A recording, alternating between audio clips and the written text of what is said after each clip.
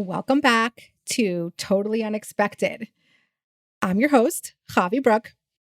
I am so excited about this episode. It was so much fun. So, our guest is Rabbi Mendel Zirkind. He was born in Jerusalem, to Shluchim, Lubavitcher Rebbe's emissaries. And he was taught pretty early on that he can be a great help in the kitchen. And he was his mom's sous chef from the age of 6 and was able to cook the entire Shabbos himself by the age of 12.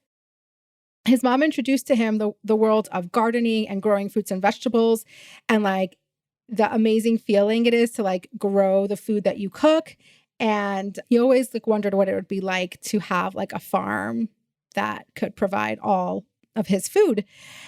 He also studied to be a shochet, a kosher slaughterer in New York, and studied for rabbinic ordination in Melbourne, Australia. In 2017, he and his wife, Chana, moved to the island of Maui, where 80% of the land is agricultural and a perfect place to create a kosher farm, allowing their dreams of farm-to-table kosher to become a reality. Now, interestingly enough, we don't really talk a lot about Mendel's farm on this episode. We might have to have him back for that. But what we do talk about is astrology. And on the podcast, you'll hear how Mendel first became introduced to astrology and why it fascinated him and how he used it and continues to use it. And astrology has been something that I've always been fascinated by. I really wanted to learn more, but I wanted to learn more about it through a Torah perspective that aligns with our values, and Mendel was a perfect person to do that with. So I really hope you enjoy. It's a really fun episode. It's a great listen to listen to while you are cooking. I know we're in holiday season, so I hope you turn it on, have a fun accompaniment to your cooking, and I can't wait to hear what you think. Give a listen. Today's episode is sponsored by an anonymous fan of the show. I know this can create some questions like, is this for real or is she playing games? But come on, you know me. I don't play games. There's a family that's a big fan of our work and believe in this new podcast and wanted to sponsor an episode without any fanfare, just giving discreetly. So I'm very grateful for them.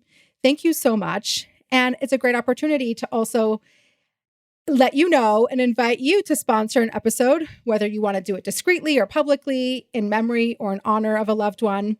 It really fuels us and helps facilitate these amazing conversations. So reach out and let me know if you want to sponsor an episode.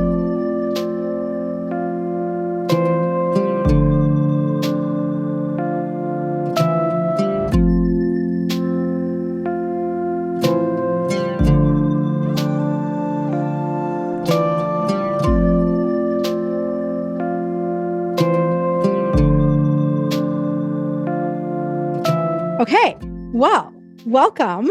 Thank you so much for making time. I know you're traveling soon, and I so appreciate the time that you took to come talk to me and on this podcast. I don't know you actually at all, but I do know that you're very cool and interesting and do a lot of interesting things, which is what I'm interested in. And I also want to hear about how you got to where you are and your passions and your, the things that excite you and how you chose to live your life. So my first question, where were you born? Who are you? Tell us a little bit about yourself. I should say that I do know you, and you do know me. You just don't remember because you're stationary in Bozeman, Montana. Yeah. And I'm a whole Shabbos with you. And we're four guys from Crown Heights. Beryl Okay, that was a very long time ago. Spent a week in Montana. We started with Spanish Peaks, and then we went over to we spent Beartooth Mountain. Okay. And we spent Shabbos. Yes. And I also know your husband very well. Right. Your father-in-law was my father's chavrusa back in 770, back in the day. You didn't know that, but they were very good. Your father-in-law, Chaim's father, and my father were very good friends. And it was kind of an honor to be on your podcast. I never done a podcast before, but you do. Yeah, I'm excited for this to be your first one. Well, you do so much. You guys are an incredible couple, and you inspire so many people with your personal work and your public work that it's really incredible to achieve all that. So you get this all the time. I guess you hear it all the time. So it's no big deal for you. But it was no, it's a big deal. I really appreciate it, and that's how I knew that I wanted to interview you, because my husband was like, "Oh, you want?" And also, basically, how it started was I'm super, super fascinated by astrology, the zodiacs, and how to incorporate it in my life, and also make sure that it's according to my value system and my faith system and Torah. So that's and my husband's like, "Oh, you're into this? Okay, this is who you need to speak to." But before we even get there, I want to get to know you. I mean, obviously, I spent a Shabbos with you. I'm sorry, I don't remember. It's a very long time ago. Four guys together. But I'm glad that you got to visit Bozeman, because quite amazing. And I want to just hear about your little tiny bit about your childhood and how you where you are today. Let's take us on a little mini journey. Parents were sent by the Lubavitcher Rebbe to go live in Israel in 1978. American. My parents both are American. Okay. The Rebbe in 1976, 77, 78 sent single people or couples to go live in Israel and support the Chabad communities of Israel. They represent about 40 yes. couples and individuals. And in 1976, both my parents were not married yet. They both wrote into the Rebbe they wanted to go to Israel, and they weren't chosen. But in 1978, after they got married in 78, in 77, when the Rebbe asked for another group, they put in their names they want to go, and the Rebbe chose them. I think there were a group of 11 or 13 couples that went to Israel. So I grew up, I started in Tzfat, and then my parents, the Rebbe parents, moved to Israel, to Yerushalayim. So I vaguely remember Tzfat. I was a little child, and then we moved to Jerusalem. Yeah.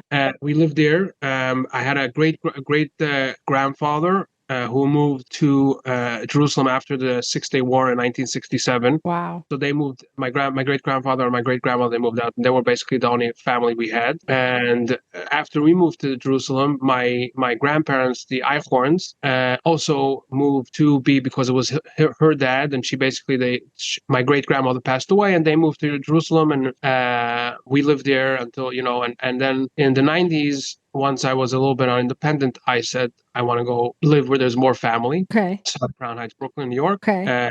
Lived there for about 20 years with little breaks here and there. Wow. And the truth is that until I moved to New York, I knew nothing about astrology. I'm saying, like everybody else, you the newspaper, the magazine, and there's like a horoscope, and you look at it, and it says, I'm going to meet somebody today.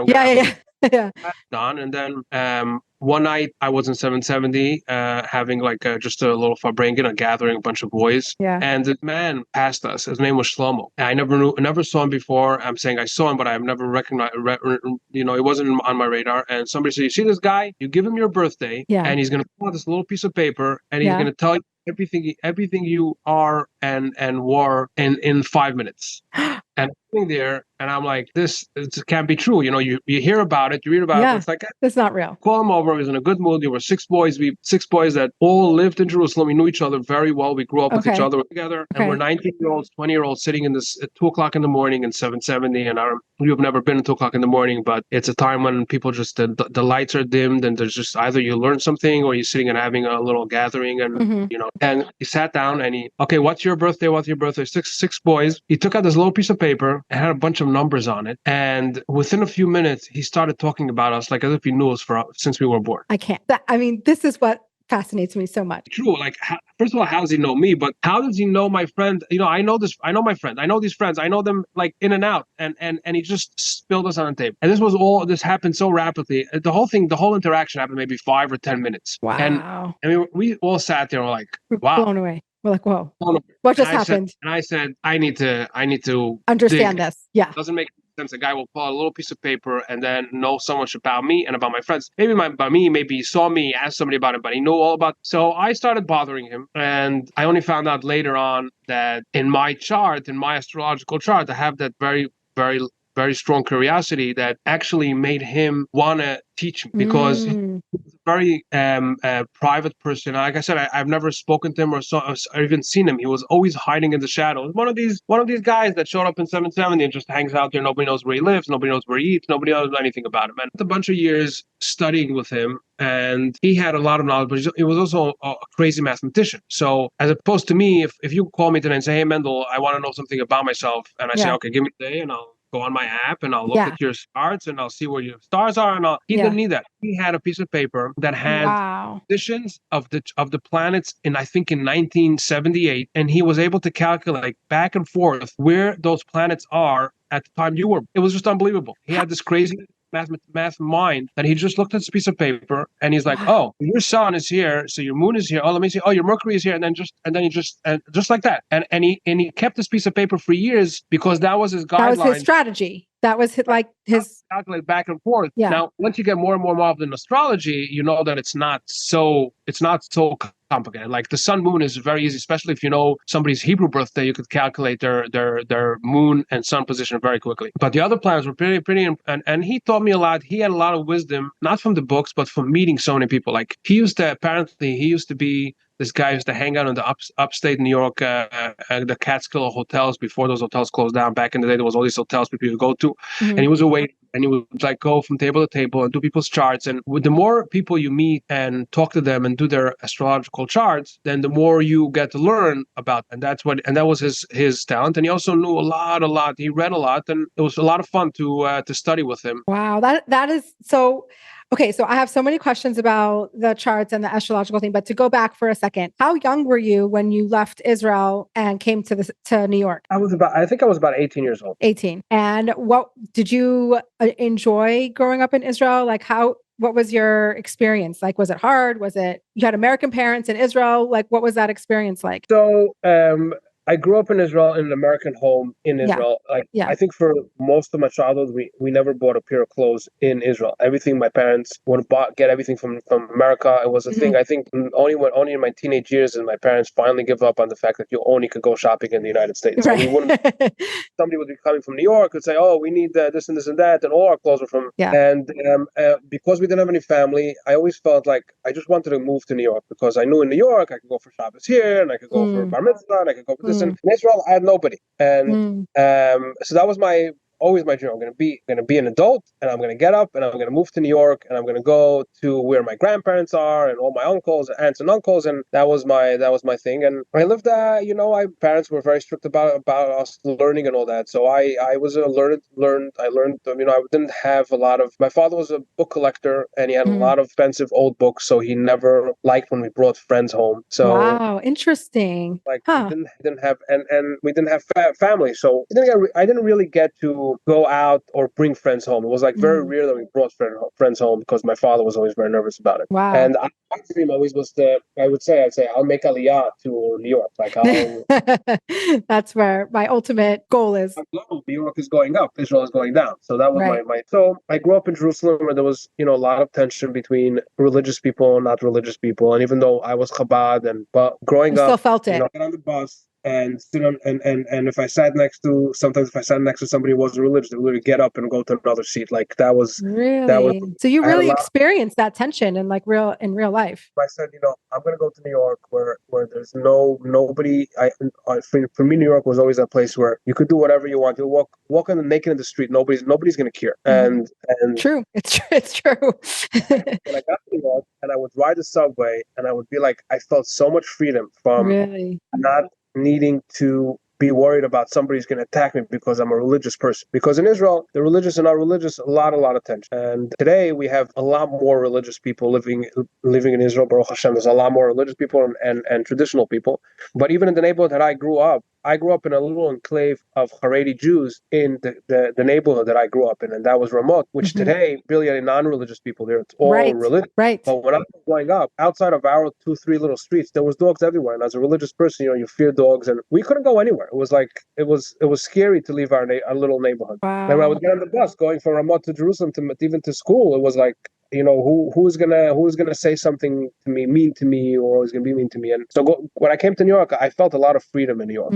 Yeah, and then you just embraced it, and that's kind of where you were until you got married. Well, yeah, more or less. I spent a year in Australia. I did smicha. I did rabbinical smicha in orientation in Australia, and the rest of the time I was in New York. And today, when I look back and I go back to Christ, I'm like, I don't know how I did lived. you do it? I don't know, really. This is where I spent so many years. Like the places, it's unbelievable. And well, especially compared to where you live and how you live now. Which share with us.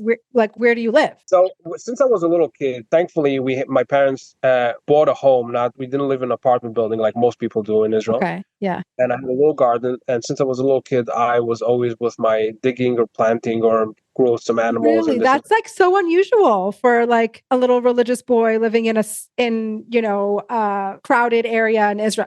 Like I don't know, like I feel like that's unique. So I'm a very practical person, and when I learn something, it's always practical for me. Like I can't learn esoteric stuff. It has to be practical. Okay. And when I was a kid, I remember till today, I learning the Torah and the stories about Avram, Yitzchak, Yaakov, Abram, Isaac and Jacob, and they were farmers. And I'm like, Jacob, he was like putting these pieces of sticks by the water, and the sheep, their color turned from blue to white. The diamond colors, and I'm like, man, one day when I'm gonna be old, I am going to have my own farm, and I'm gonna do what our forefathers. And that was my dream since I was a little kid. Wow! And so you did it. You live on a farm, right? Yeah, and it was always a dream that was, I don't know if you ever read The Alchemist. It was like one of these things. If you haven't read The Alchemist, you should read it. It's a good book. So, and I said, well, one day I'm gonna have this farm. But then as you get older, you realize how much it takes to have a farm and the finances and all that. And my friends were like, Mendel, you want to have a farm? Great, but you need to have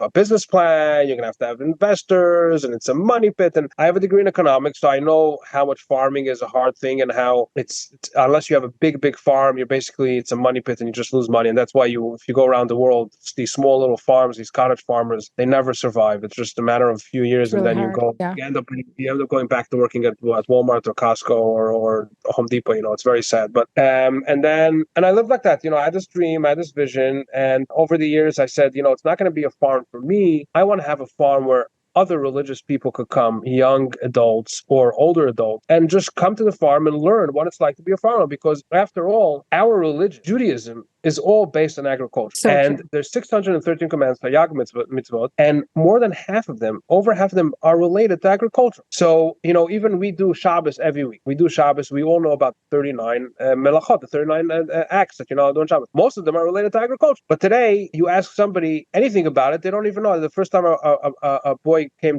to volunteer by us, he comes Shabbos morning, he's all excited. He brought eggs from the chicken coop, and I'm like, Aaron, it's Shabbos. Can't collect eggs on Shabbos. And he's like, oh, right, you're right. Yeah, I learned about it, but it was never practical for me. Right. Yeah, this is exactly what it's talking about. So so on your farm, do you like live off the farm? Like, are you really, eating the things that you're growing? And is that like what you do? So we're not holding there yet. Okay. Rome wasn't built in a day. For sure.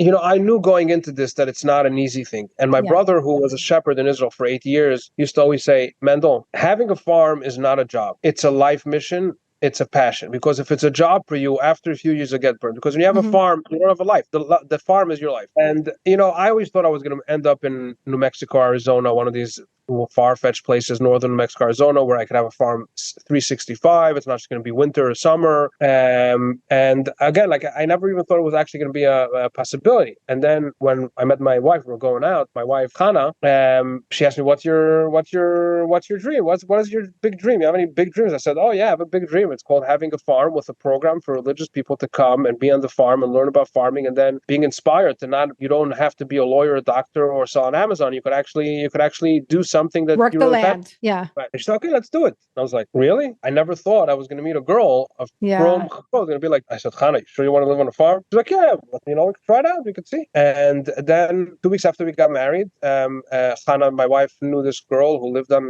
Maui in Hawaii, and she contacted my wife and said, "Mazel tov, I heard you got married. I don't really know your husband, but you just know that the Chabad rabbi and Rebbetzin that live on Maui are looking to relocate. They have 5 children. Their oldest is going to be bar mitzvah. They don't don't have any Jewish education, and it's very hard for them to live here, and that she wants to leave and wants to go live in a Jewish community, and they look for a replacement. And I was like, why would anybody want to move and live on a teeny little island in the middle of the vast Pacific Ocean? I said, Chana, if you want to live on a beach town, we could just live in Southern California. Your family's all there. We could just live there, and we'll still like out there. I said no, and then we went on a honeymoon to Patagonia, and this girl bothered us again. I was like, let me look into it. If Maui is anything like as nice as Patagonia, maybe I could have a farm. Patagonia is literally like on the top of my dream travel list. Definitely go to Patagonia. I just actually met an Israeli couple that came to us this Shabbat. They lived in Patagonia for 5 years in Bariloche. Yeah. And when I told her that I was in there, she was like, I said, Vija la Gostura. They're like, wow, that's amazing. So anyway, so to make a short story long, as I always say, with my Mercury,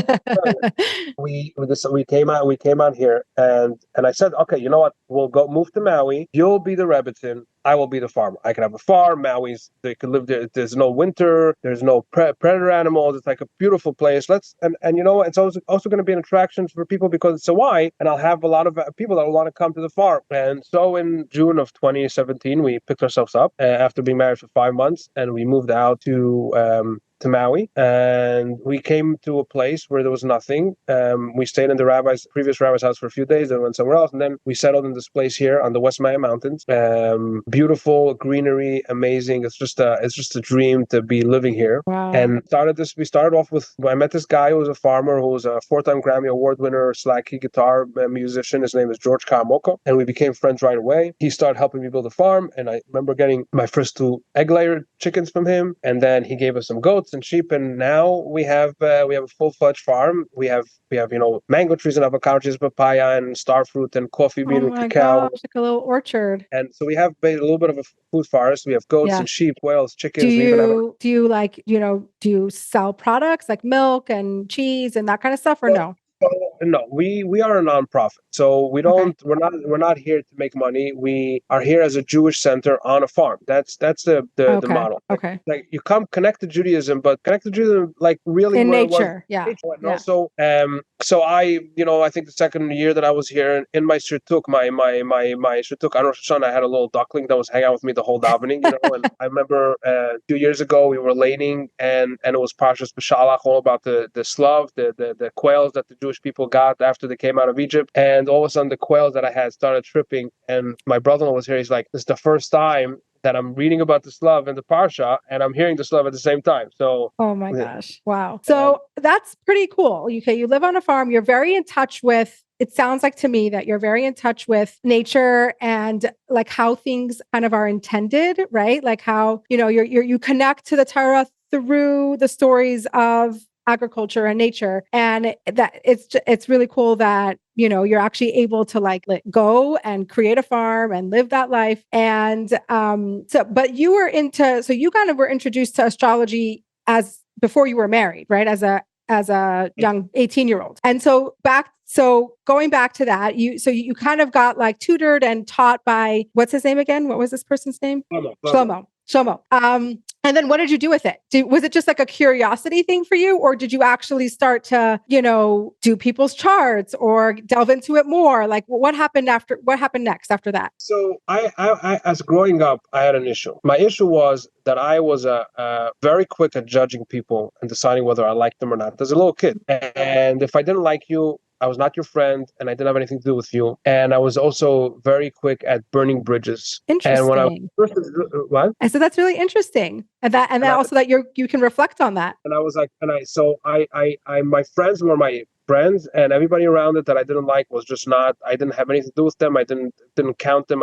And when I found astrology through Shlomo, that night, I was like, wow, now I get to understand my friends much better. And like, for me, everything in life is practical. How do I turn it into something practical? Like, if I could only do people's charts, then I could figure out who they are before I make a decision, whether I like them or not. And I could see how I could, It's just a strategic move. I wasn't a manipulator. I'm never a manipulator. So I didn't think about it as manipulation, even though some people use astrology as manipulation. But I was like, I could really understand people much better if I understand astrology. So I started studying astrology simply to be able to understand. And it's very strange. Most people that study astrology, they want to know about themselves. And they want to know when they're going to get married, when they're going to get rich, when they're going to die, when they're going to have kids, all these things. And I didn't care about my chart. It took me years to even memorize till today, if you ask me, and what degree is my sun, this and I wouldn't know. It doesn't really matter to me. It's irrelevant. Right. To me, it's irrelevant what my chart says, because to me, I know myself. So I don't need to use the chart. But I don't know your chart. I don't know the other guy's chart. I don't know the person. So like this, I thought as a great tool to be able to move through life with a better understanding of people. Right. And that's when I really dove into it. And I used to listen to him do other people's charts, because he would meet people all the time. And I would just sit there and just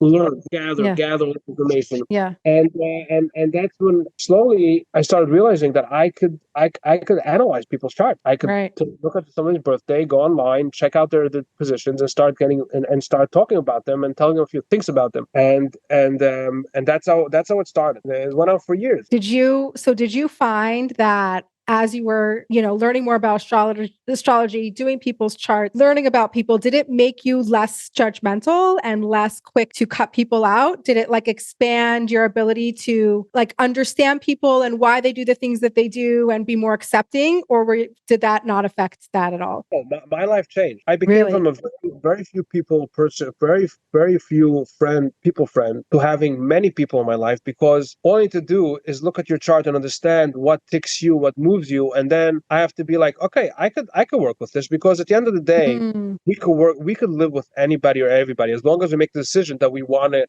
live with that, with their pros and cons, right? Right. So it really changed your life in a way that it was just because it sounds like to me, and what you're saying is you're an informational person. You like to understand, everything that goes on, and it's same with people. So if you can understand why they're, who they are, it allows you to connect to them in a better, easier, because you understand them. If you're just seeing someone's behaviors and it really rubs you the wrong way, or you're not, aligned with how they, behave or their energy, and you're just forget it. I don't need to have anything to do with you, because you don't really understand who they are and why they do the things that they do. So yeah, I'm sitting and talking to you, and I'm trying to figure out, okay, what's your birthday? When were you born? Okay. That's because then I'm thinking to myself, I should have really asked you for your birthday before I came. But could we do it right now? Because my birthday's tomorrow.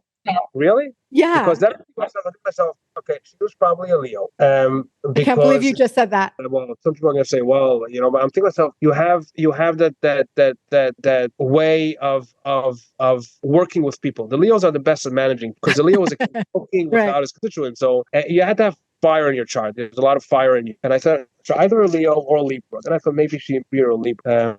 So here's the confusing thing. Very nice. So I'm not. Well, this is the confusing thing, which is what I want to talk to you about. My birthday is tomorrow. My Hebrew birthday, Chafei Tammuz.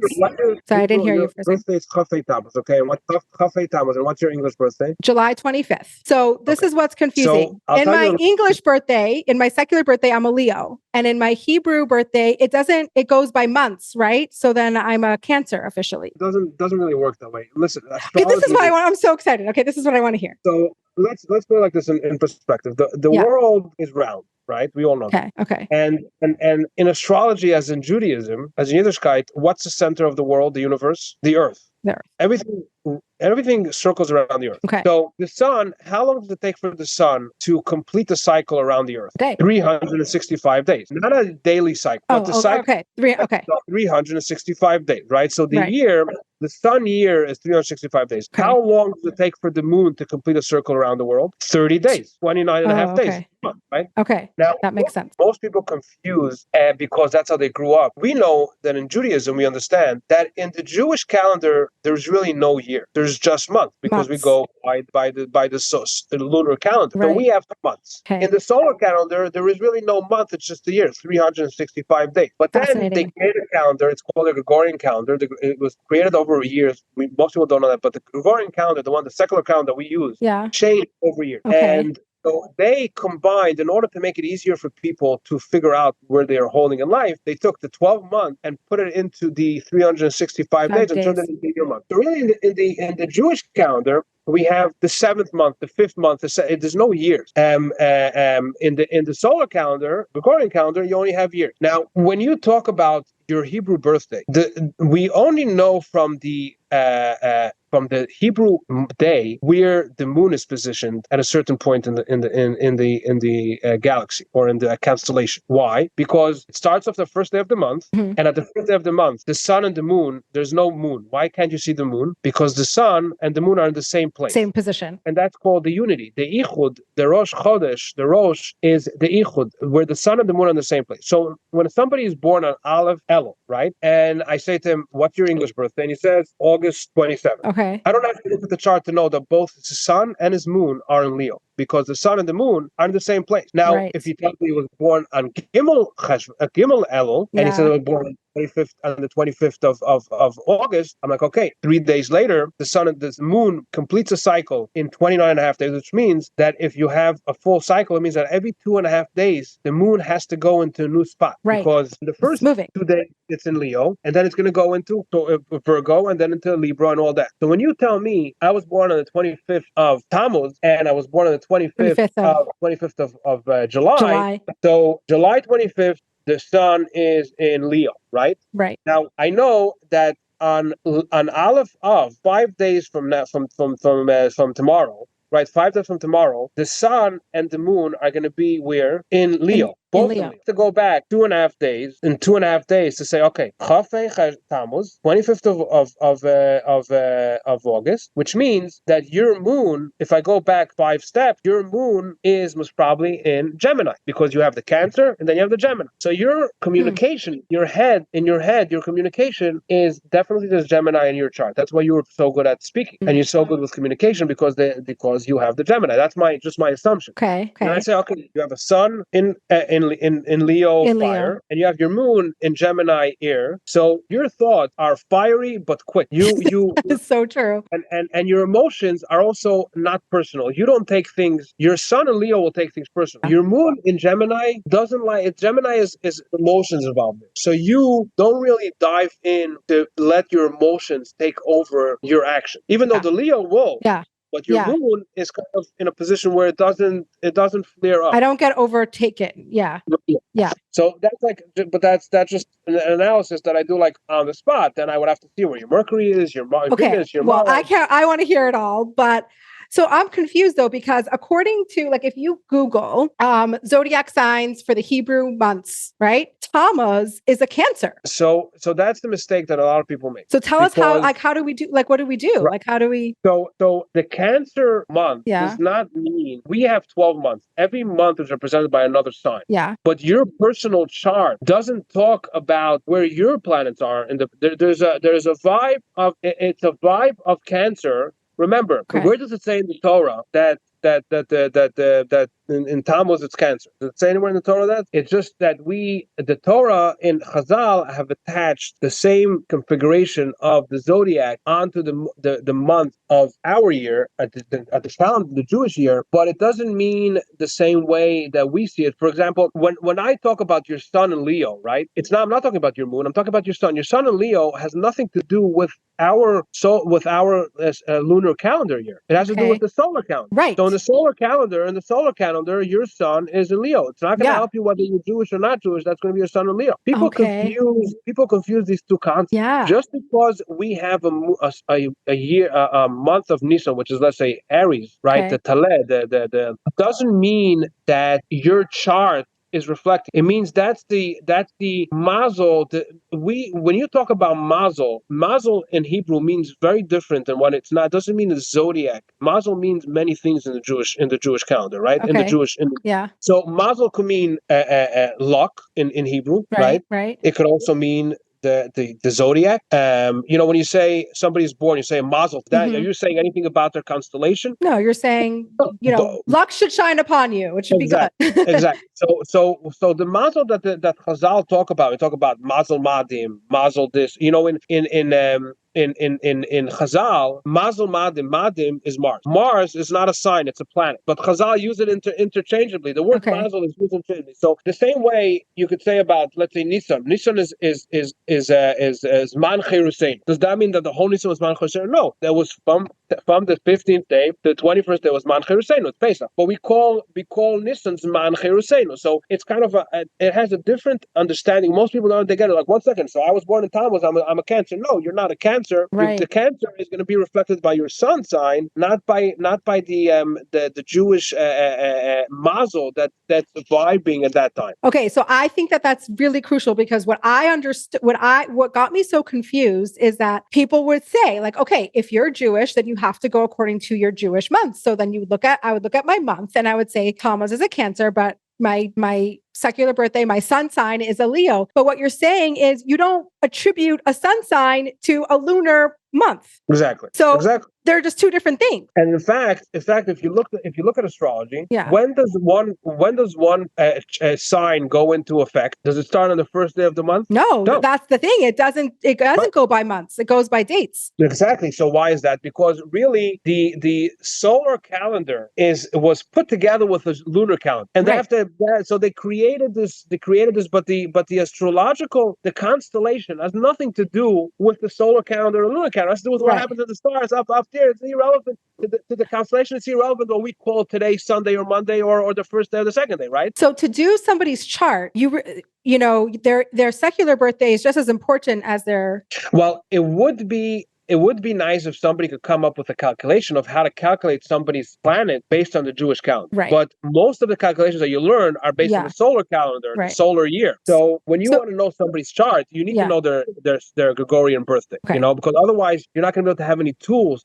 But if I don't have, let's say on Shabbos, I'm saying that as long as I know their Jewish birthday and their Gregorian birthday, then I could know where the sun and moon are just like that off the bat, more or less, Right. And what does the Hebrew birthday, the Jewish birthday, contribute to the picture here?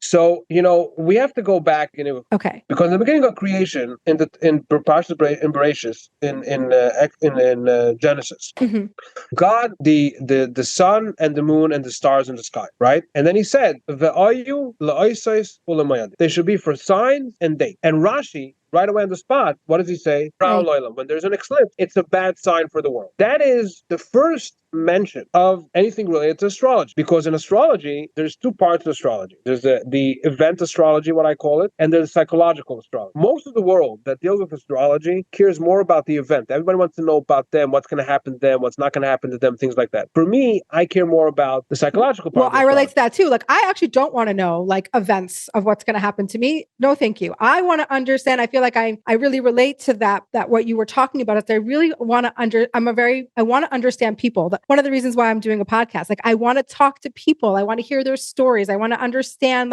what got them to where they are today and how they got there. And I'm so fascinated by that. And I'm also really, I lean towards energetic, kind of modalities as well. And I just what's the energy that created, right, who you are? And also, for me, for myself, I also feel like it helps. Like you said, you don't really, you're not super into your own chart because you know yourself so well, and it really helps with other people. And I relate to that and I hear that, but also sometimes for me, I get confused by myself. Sometimes I don't understand, I want to know, it helps me kind of understand why I do the things that I do, or why am I this way? I'm so curious, why am I this way? And I always am interested in finding those things, those tools. I'm sure you've heard of the Enneagram. So that also and then I always talk about this with, my siblings or friends of we figure out each other. And I just feel like it is such a useful, some people are like, what do you care about the astrology signs? But I don't know, I find it to be number one, really fascinating. Number two, super useful, to help understand yourself, other people. So talking about the psychological aspect of it, that's what interests me. Right. But could you really find out events according to your, could you really do that? So yes, anyways, I was saying is the first mention of astrology was in Rashi. Then have in Bereshis in chapter, I think it's 15, where God tells Avram, your offspring are going to be like the sand on the shores of the ocean. And Rashi says, and then he says, he took him outside and he showed him the stars. And Rashi on the spot says again, he says, Avram Avinu tells Hashem, I know I'm not going to have any kids. I saw it. The astrologer told me that I am not going to have any kids. So why are you telling me this? I know I'm not going to have any kids. So Rashi says, I took him out of his own a chart. Said, you are, even though in your chart it says you're not going to have any kids, but you are going to have kids. And that is,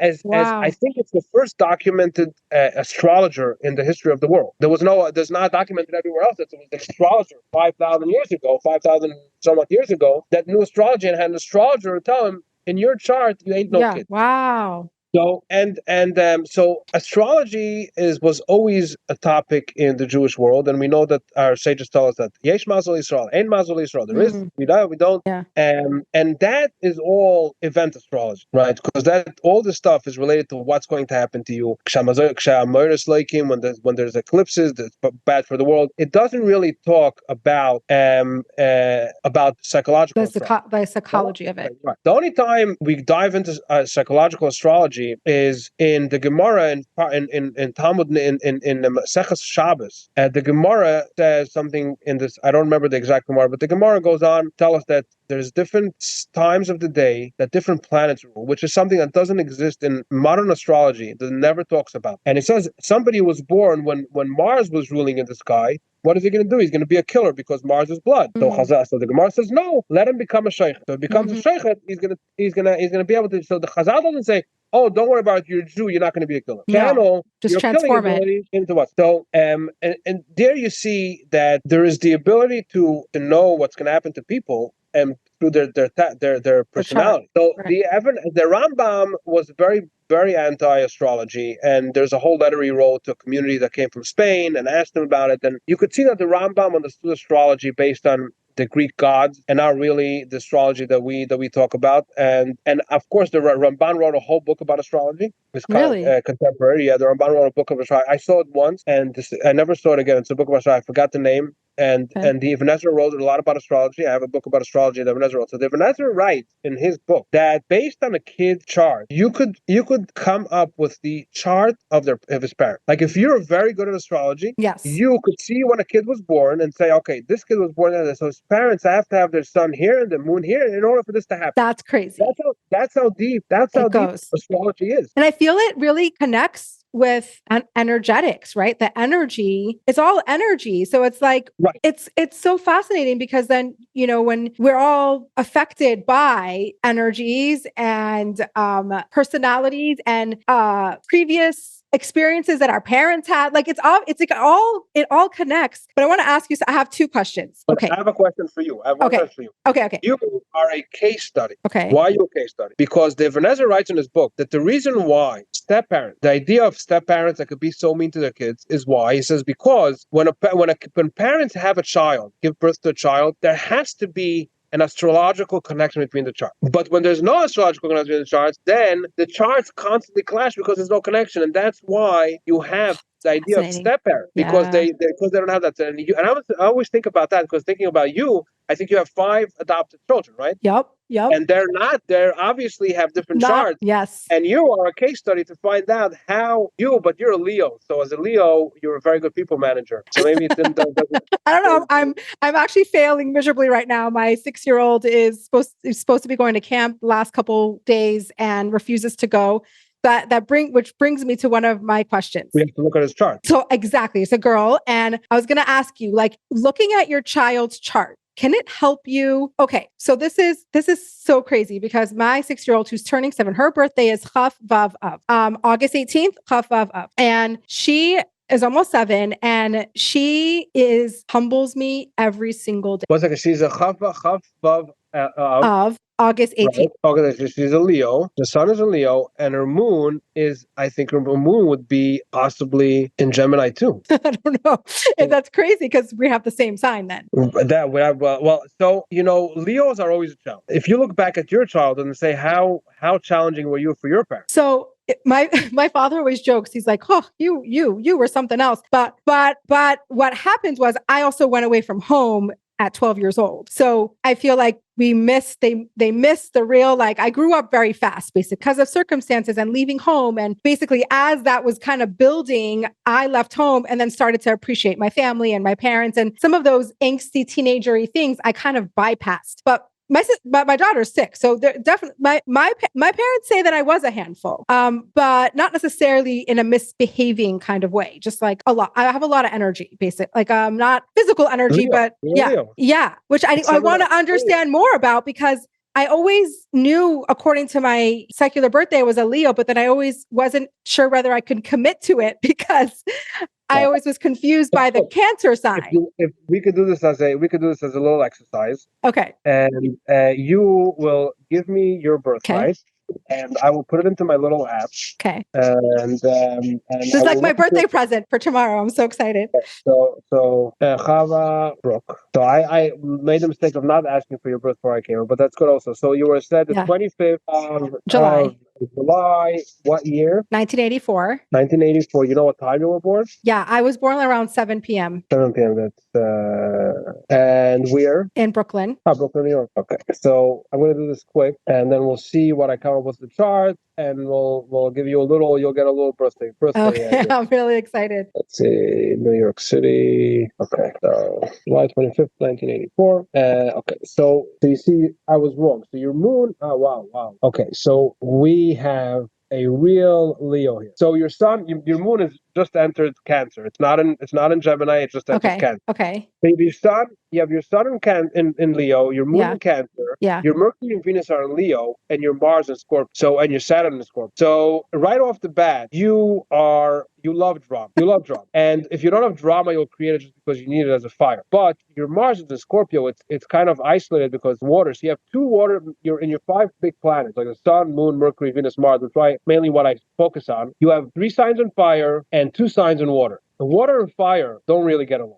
There has to be a medium between them. Either it's a pot, because usually either the water puts out the fire or the fire burns the water. Yeah. Right? So your Sun, Mercury, and Venus it's a lot of fire. There's a lot of excitement, a lot of love for people. You love to be around people. You need to be around people, and you also have to shine around. And you put people on a high pedestal until they do something to you, and then you are done with. Then you have your Mars in Scorpio. Mars in Scorpio is very interesting against Leo, because the Leo will say things to people even though he doesn't mean it, just to make them feel good. The Mars in Scorpio is a very, very perfection spot. The Mars in Scorpio does not talk about things he doesn't know about. He doesn't talk about things that he doesn't know that are. So you have, and you should just know, the Mars in Scorpio was a very, very intuitive sign. Yeah. It's a very intuitive spot. So I relate to that a lot. So you have a 6th sense. You have a very strong sense. Like if you were a Scorpio, but you have your Saturn in Scorpio too, you must probably, if you have dreams, you better not telling people about them, because your dreams may come true. So, but you have the Leo, which is a beautiful spot with your Rebbitzin.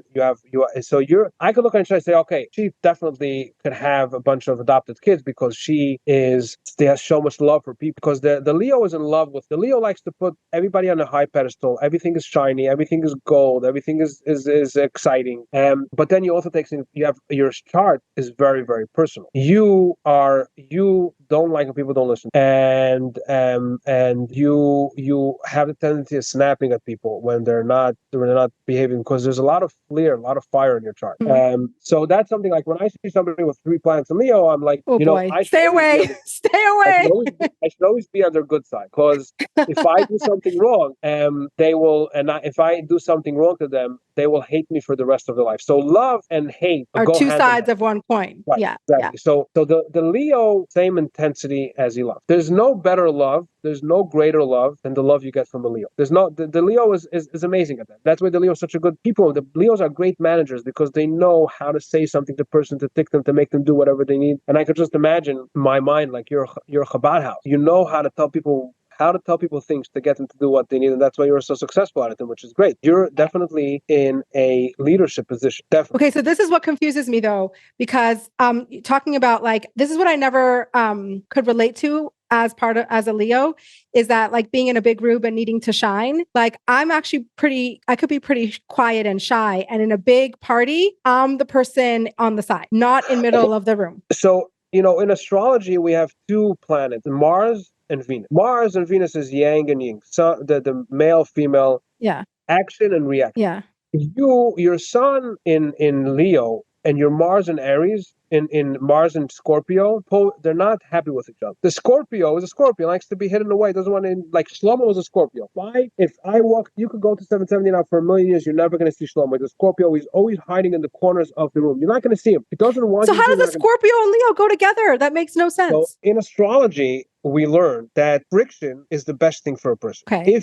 If you want to be successful, you need to have friction in your life. Right. Because friction creates energy. If you drive down the road in the middle of the winter where it's icy in Bozeman, Montana, your car's not going anywhere because there's no friction. Right. If you put the chains on it, there's friction. So people that have great charts, that everything works with each other, are usually people that don't accomplish. There's no friction in their chart. There's no opposing energies. There's nothing to fight. So your Mars and your Sun are constantly fighting for ownership over you. Leo, and I feel that. This is why I told you, like, I don't understand myself sometimes. Like, I feel that friction inside of me.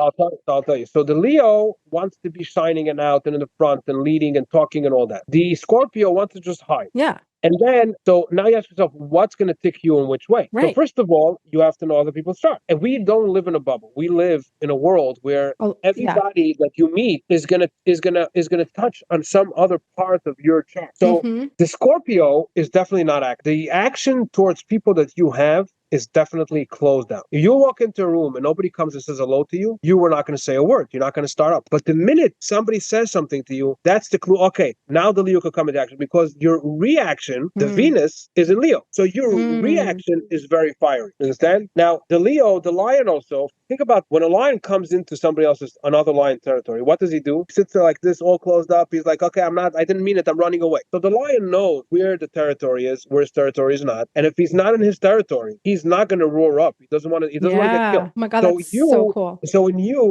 you walk into your house, into your chabas, into your kitchen, into your environment, you're all over I'm here. The Leo is here. The lion is here. When you're coming into somewhere else, your Mars and Scorpio is like, keep it quiet. And then the minute you get the clue that the Venus get reacted by somebody else, when you flare up, and that's where the Leo comes into play. Now, your Mars and Scorpio has a friend. The Mars and Scorpio has a friend with your moon in Cancer. The Cancer is also hidden away. So you have a very nice flow with your emotions, but your emotions are very private. So even though the Leo likes to air out dirty laundry, the Leo is going to use any tool he needs in order to get things done. Even if he has to air out his dirty laundry, he doesn't care. He doesn't hide his emotions. The Scorpio and the Cancer are exactly the opposite. They want to hide everything. They don't want anybody to know anything about them in terms of their emotions, because both Scorpio and Cancer are both water signs, which is emotion. So that constantly is that conflict that you have that makes you who you are and makes why you're so active. If you would have had all of your planets in Leo, then you wouldn't have a lot of friends because you would be constantly fighting with, because you wouldn't know when to shut up. But when you have the Cancer and you have the Scorpio, so that's kind of a balance. So that's the beauty of it. Yes, inside you could be sitting in a room where nobody spoke to you yet, really want to say something, but the Scorpio is like, I'm the Scorpio. The action is private. Don't talk. And you're like, I really want to say something. And not until you get that clue are you going to go. And that's the beauty of the fight in your chart. Right. It's that. See, that's even just this little bit knowing, like, it's like things start to like click for me. I'm like, oh, okay. Like, I always wonder, like, because I have an Instagram page and I share a lot of things that maybe a lot of people necessarily wouldn't share about their life and my journey in fertility and my journey through adoption. And I share a lot of my real life stories on Instagram in public. But the other side of that is anything that I share, it's so important for me for it to be like authentic and represent who I am. I don't want to pretend I'm somebody else, or somebody will look at my story and have a different view of me than who I am. It's so important for me that I am seen for who I am and my authenticity, and I don't give off any impressions or make something better or worse than it is. It's very important to me for that authenticity and maybe it's not the right word, but the real, like, do you know what I'm saying? Like it's. Well, Scorpio does not like to make up. Yeah. And you have your Mars in Scorpio. So your action to people is very authentic. Yeah. Very authentic. Yeah. I really relate to that. It's interesting because your moon in Cancer is also very motherly. Yeah. So when I look at your chart, I'm like, you're a perfect candidate to have adopted kids. Fascinating. The only thing is that you will struggle a lot with your needing for everything to go the way you want it to go, and your kids having their own wants and needs, and in that way you take it personal, but you're their mother, so you just bite your tongue. But I feel like that's my life's work, is is making space for my kids' journeys and not try, you know what I mean? Like, and not, I do get bent out of shape sometimes when it doesn't go the way I think it should go. But I feel like I spend so much time doing exactly that, like making space for that. I think that if I look at your chart, and so I want to say this as well. So yeah. Well, after I started doing charts, I one time my guy Shlomo told me we looked at the same chart, and I said one thing, he said something else. Then he stopped me and said, "Look, we all look at charts from our own eyes, from our own perspective. So you have a lot of information, but your mind is going to pull out all this stuff and what stuff that I have 3 planets in Virgo. I'm very, very critical. So when I look at somebody's chart, the first thing I see is all the difficulties that person has, all the problems, so to speak, that he has. He would look at a chart and he wanted to see all the beauty in it because he had all this Libra in his chart, and he would see all the beauty. I was like, yeah, but look at all these problems. I'm like, I don't care about that. And so I learned over time, and I once thought, and I didn't believe it, is that I have one of my positions is that I could amend other people's relationships. I have the ability to look at 2 charts, see right away where their conflict is, and point out what issues they have, and once somebody knows the issue, he knows it wasn't that they left the socked on the floor or that they didn't pick up the toilet seat. There's something more deep in their chart. Like it changes your life. So I remember there was a guy in Crown Heights who for years bothered me to come for Shabbos. I didn't personally like him, and I've been like, why are you bothering me? And finally, after some long time, he called me one day, and come out Friday Shabbos afternoon. I come to his house. I walk into his house, and there's 10 people there. And as I walk in, he says, "Oh, Mendel is here. Mendel is the one that saved my marriage." And I look at him like, "I saved your marriage? I can't stand you. We davened in the shul. I stay away from you." And I stopped davening in the shul for a while because I couldn't stand you. Like, so I'm like, okay, whatever. And then at the meal, I'm like, what are you talking about? Yeah. So he said, "You don't remember when you worked at the restaurant, the Wolf and Lamb, and I came in and you did our charts? Like, I remember you came in and my boss Zalman once at a time said, 'Hey, Mendel, this guy and guys here, they're my friends, entertain them with the chart. Do the chart.' And little did I know that they came to Manhattan because they were going to a therapist. I didn't know that. But I looked at their chart, and right away I saw all their difficulties. It took, I think I spent 5 minutes doing their chart. I don't remember. I remember vaguely what it was. This was years ago, right? I haven't lived in France in 7 years, so this was even before that. Apparently, those 5 minutes solved their issues they had in their marriage. The psychologist afterwards was not important because they realized where their issues were. I didn't know this. I didn't understand why for years he's been bothering me. When I finally came to eat in his house, it was I think 5 years after I stopped working in the restaurant. It was years later, and I had at one point I had a guy in Crown Heights who used to do couples therapy who would call me and give me charts. Didn't tell me who they were. Nothing. Yeah.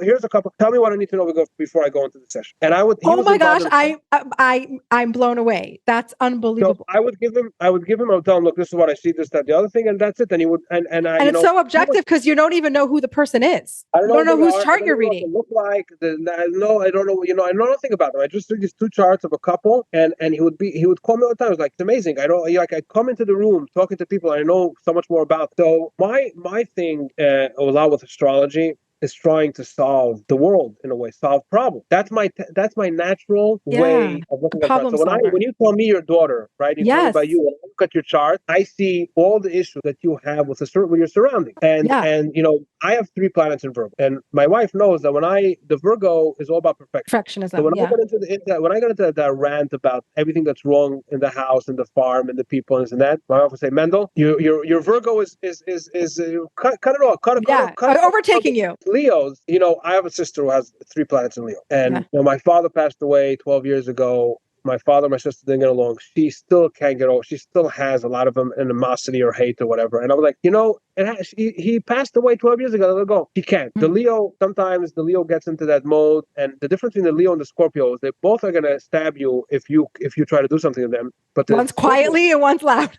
So the Scorpio is going to stab you once and then forget about you and never have anything to do with you. The Leo, every time he could stab you, will stab you again. Ay vey. So when I see your chart, I say you should just know that in your chart, you take things because you love so much and because you give everything you have for people to do the same thing to you. So when they don't do it, you take it very, very personal, and then you could build up a lot of hate against those people. So when you feel like you're getting to the point where you're hating about somebody, that's when you have to say, whether it's your husband or say, I need some balance here because my Leo is taking over. Yeah. So when you have a child that's doing this other thing and you go into your bedroom and you're complaining to your husband about how bad it's at, you have to also tell your husband, listen, I spoke to Mendel or whatever it is, and I know that I have these 3 planets in Leo, and I have my Mars in Scorpio, my Moon in Venus, my moon in Cancer, and I take things very personal, and I need you to balance to remind me that this is not personal. My father was a Scorpio. My father would think extremely personal, and my father, when he passed away, with every one of his kids, he had issues. And if you just would have known,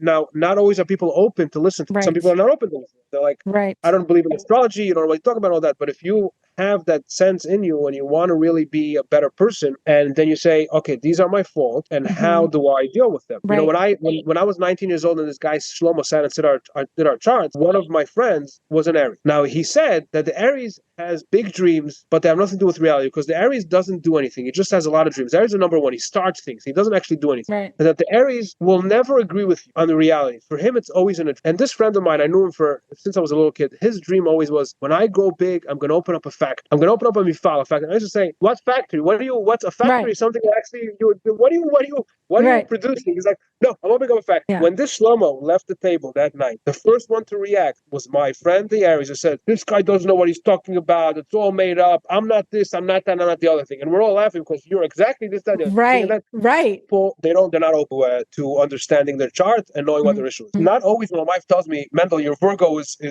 shining, do I stop? Sometimes I say, no, it's really... It's real, it's for real. Right, but sometimes I say, no, you're right. My Virgo is right now bothering, and I'm going to try and curtail it. But not always it's easy. A lot of times it's not. Actually, after all, it's who you are. It's so fascinating. It's because it's Olympic season now, and I just saw a post, I forgot where, that said most Olympic athletes and gold medalists, I don't remember who was athletes or gold medalists, are Virgos. So Virgo's all about perfection. Yeah. So isn't that fascinating? Yeah. The summer months, the Virgo, around the Virgo, a lot of perfection, because Virgo will work and not give up. I'm sure Thomas Edison, I had some Virgo in him, because to be able to work so tirelessly for many times, for years, it's only a Virgo. No, and most people will give up. When I walk into a room, I walk into Friday night, I walk into Shabbos day, my tendency is rather to see all the things that weren't done before Shabbos. That's my natural. It's just I see all the faults. I come into a room, I'll see that wasn't folded properly. Here's something on the floor, that the cup is in the wrong place, this, that. And I'm like, you have to say stuff, Mendel, relax. You came into Shabbos, you're davening now, you're not, and then I find myself constantly moving this here, taking this, that. It's just, and I just now was in Israel, and the guy that taught me how to lane, I davened in the shul, he's Chabaras in Ramot, and I watched him. I wonder what his chart is, because the entire time that I was there, he didn't stop moving, putting a book back here, moving the cup. Somebody went to drink, he went and cleaned after. Like the whole time that I was there, for the hours davening and that, he was constantly putting things in the spot. What would that be? What sign would that be? The Virgo. Virgo? Yeah. Like a perfectionist. Nothing can be out of its place. You open the Virgo's drawer of underwear, and the underwear are lined up like soldiers by a rally. Like there's no. Okay, go ahead. Virgo comes to hotel. Virgo comes to travels. His suitcase is packed up meticulously. The first thing he does when he comes to hotel is take everything out, put it on the shelf, put it in the drawer. Like that's the Virgo. Yeah. The Leo doesn't really care about that. The Leo likes to see everything shiny, everything crystal, everything gold. Yellow, bright. I always say I'm a maximalist. Like, you have like minimalists, and they need very little things, and like everything's like sparse and clean. I'm like, I'm a maximalist. Pile it on. I like the patterns. I like the more layers, the better. Like it kind of fits with that. But that's the Leo. But think about the lion. The lion has the biggest head. That had the big. But they say that Leos have a big ego, right? Leos, they say a lot of. But I feel like Leos are very vilified, which is why also I was like, I don't want to be a Leo. Yeah, but the Leo has a lot of talent. The Leo is the most loving sign of the zodiac, like I said. And the Leo is such a good people manager. And the Leo knows how to make people do things for other people. Like the same way you give everything you have for other people, you also make other people do the same thing. I some people do like him, but one of the things about Obama, former President Obama, is that he has a lot of Leo in his chart. And you see his charismatic ability to give out that love. When you meet Obama, you're just smitten by him. And also all of his policies, all of his socialist policies come from that he just wants to share everything with everybody. That's the Leo. That's the Leo. I remember talking about it that I went to a Shabbaton in and New Jersey, and what's it called over there? The casino town. What is it called? In New Jersey, down by the shore. Atlantic City. Atlantic City. I went to Atlantic City. There's a shliach there, Rabbi Rappaport, and I came down for Shabbaton. It was in the middle of President Obama's term, and I gave this speech. There was 150 people there by the Shabbos table, and this one guy gets up and he starts laughing at me, and the astrologist, that the other thing, and I look at him, and Hashem was with me, and I said, I could see on your face, you're a Cancer. His face turned red, and he just sat down and never heard anything. But after the whole speech, I spent hours. It was supposed to be like an hour. The whole thing. A guy came up to me and says, I have a new appreciation for Chabad. I said, why? He says, I know that you Chabad people don't like Obama. And you gave a speech, and you gave another speech, and then you took Obama's chart and you brought it into your speech, and you said President Obama, and you gave him the honor of a president. And I walked away and I said, they say the Chaim of his life and death is in the tongue. I was thinking to myself, should I call him President Obama? Should I not? I didn't like Obama's policy, so I didn't really want to give him the honor. But then I said, what? He is the president. He's the president. That guy listened to the rest of the night because I said President Obama, But my point of that speech I remember today was the fact that Obama, his policies match his chart. That's who he is. He is a guy who is a community leader who wants to share everything with everybody. Doesn't want to own anything. Wants everybody to share, everybody to love. No conflict, no nothing. The Leo also likes drama, so that's part of it. Fire. It doesn't come in a peaceful way. It comes in a fiery, dramatic So that's way. the craziest thing. Like, I feel like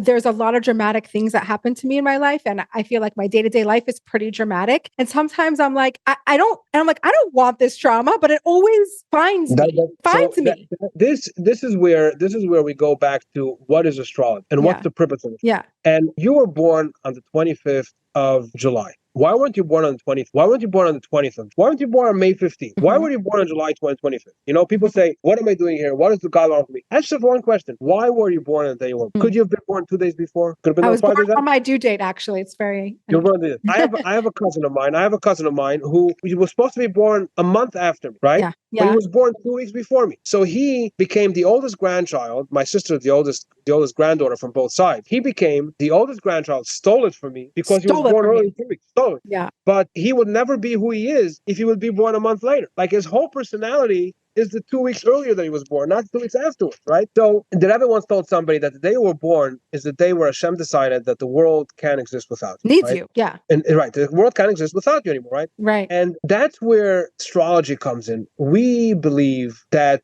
everything that happens to us in life comes for a purpose. Now, the Eibishter, God created the world in Teva. Elohim, the name Elohim is in the numerical number of Teva, which is nature. So in nature, when you were born, God gave you, in a way, path for your life. Yes. Right?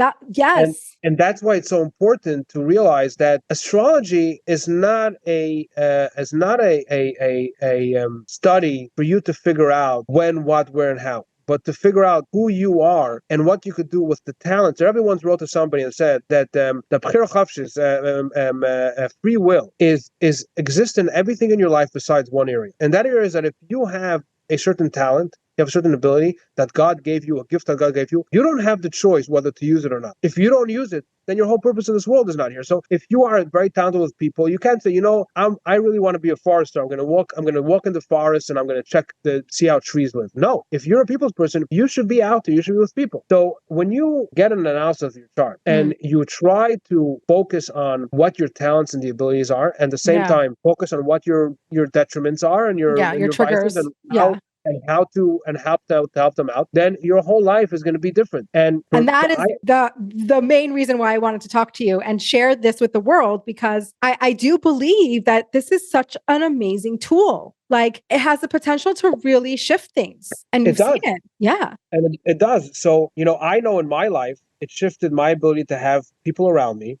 I right now live in Hawaii on Maui, and I have an open home. We have at our Shabbos table 30, 40, 50 people at our Shabbos table. People come and go. I don't have locks on my farm, open 24. Anybody could come and go. Wow. And I know that a lot of times people will take me the wrong way. But now, after years of dwelling in astrology, I understand that before I get excited about somebody or get upset, I should really see why he did that, what ticked him, and what's in his chart. So now I don't have to get upset about people so much. I just like for example, this Shabbos, there was a guy who showed up from somewhere and he stayed over and I didn't even know if he was religious or not. I told him to stay in a tent. He's like, no, I'm going to stay in my car. And I thought he was religious or not. Then he comes and he decides he wants to do my machroim right now. And he takes one of my fancy glasses and a fancy bowl. And I was like, why don't you ask me before you do this? I could have told you where the my machroim thing is. Right. And I could have, if I would have been 19, I would have blown up and say, it's not your house. Why are you doing this? Da, da, da, da, da. And I realized I don't really know him. And before I get excited about him or upset about him, I need to really see what's ticking who him. He is. Yeah. And I just let it slide. Let it slide. So even though I don't do astrology so much anymore, like I just realized a month ago, that one of the guys that constantly chews my ear off, that he has his Mars in Leo. And he can't help it. His Mars in Leo is always active. And whenever he walks into a room, he needs to tell the room that he's there. He can't stop himself, right? And now I was saying, okay, fine, it's fine. That's who he is. And I just let him be. And like I'm sitting davening in Shabbos and his voice just keeps, and I'm like, I want to tell him, like, just keep your voice a little down. He has his Mars in Leo. I'm going to tell him he can get offended. He can't help it, right? Yeah. So, but what's also what you said that was so fascinating is that it helps you not be as judgmental and as activated by what people do. You don't even necessarily are even doing their chart to find out what's going on. You just know that I don't know what's going on, so I'm going to let it go. And of course, sometimes my chart will take over me and I would be snappy at somebody. For sure. I was like, for sure. But on an overall basis, now it's not an excuse for people to do bad things. Say, oh, it's in my chart, I can't help it. I'll say that if you have a tendency to be a killer, go become a shaykh. You have to know. You have the ability to, even your bad traces, your bad habits, they could change. They could be channeled into good things, right? I always say people's biggest what's the word I'm looking for? Their biggest, like, the best thing about them is also the worst thing about them, right? Like if you look at do it for your spouse. Like it works for your spouse all the time. It's like what you love about your spouse, it's what's going to drive you the most crazy about your spouse. And I do feel that like with this astrology, right? Like don't look at your chart and be like, this is who I am. But it's like, okay, well, how do I take my faults and take my weaknesses or take my triggers and then transform them or use them, in a better way, but also be aware that like, oh, I feel like just knowing I've learned so much just getting to understand myself and know like what sets me off or what bothers me is so helpful, just knowing. And then you can be aware of it. And it really helps you navigate that. Right. So, and you also have to realize that as much knowledge as you have about yourself, there's still things, there's a prisoner can't release himself from prison. You can't release yourself. So your personality is also your prison. It's who you are. So as much as you work on yourself and you want to be a better person, and that you don't see it as a setback when who you are takes over and controls you for a certain period of time. Like you're saying yourself, I know now I have 3 planets in Leo, I better be better with my kids. And then one day one of your kids like really, and you get off on them, and then you're like, that's it. And no, you remember, this is my chart. I was right now in a certain bind. We say every day we have to go out of Egypt, right? That's your personal Egypt. That's your Mitzrayim. That's your prison. Your prison is your personality, and when you can, you're able to go out. But we all go in and out of prison all the time. You get up in the morning, and your husband said this, that. You get up in the morning, and you're missing that, and like your Leo gets all triggered up, and that. Okay, how long would I let my Leo control my life? And then you make the decision whether I give it 10 minutes, 5 minutes, or a day, or 5 days, or a year. It's really up to you. So some people listen to it. Like I said before, my sister still has this with my father. I think that it's time for her to get over it, but that's her job. Yeah. So okay, I have to wrap up. But do you still do birth charts? Like still do them? Someone wanted to get it done. I do charts. Yeah. The one thing that I always say is I don't do kids astrology. That was my next question. Okay. I don't like it. Look, I'll tell you why. First of all, when I talk to an adult, a 21-year-old, 25-year-old, 30-year-old, they already have a sense of themselves, they have a sense of the world. I could affect them, but there's a limit of how much my talking to them about themselves is going to affect. I don't talk to anybody younger than 21. I don't tell them anything about the chart because I want them to be able to be who they are. Because at the end of the day, when I look at your chart, I'm not reading a manual. I'm reading my brain, and I can make mistakes. And I could say things that are wrong. I could be off because I forgot this type of thing. And a lot of times in my personality, one of the things that was the hardest thing about a chart is that I have so much information. But then when I finish with it, I'll go home and remember, I forgot to say this. I forgot to say that. Oh, I missed such a poor boy. They're never gonna and I never meet you again because I just met you at a restaurant, I met you in a show, whatever. So I refuse to do people that are under 21 because I feel like I'll tell them the wrong thing and it's going to be on my because I said A, B, and C. And people do. I don't remember what I tell people. People remember. For sure. I met my wife 7 years before we got married. And when I met her, she did not want me to do it. And I they came to the restaurant. My wife just got divorced. She was in a bad mood. She wasn't herself and came for her birthday. Anyways, I found out who she was afterwards, but I did her chart and I said to myself, if I ever want to I wasn't going to get married. I was number 2 of 11 kids. I never wanted to get married. I said, if I ever want to get married. This is a huge, wait, stop right there. You never wanted to get married? I never wanted to get married. And I was number 2 of 11 kids. I raised the family because I was very good with kids. And when I was a child, the babies always used to come into my room. The crib was in my room. I used to take care of the kids at night.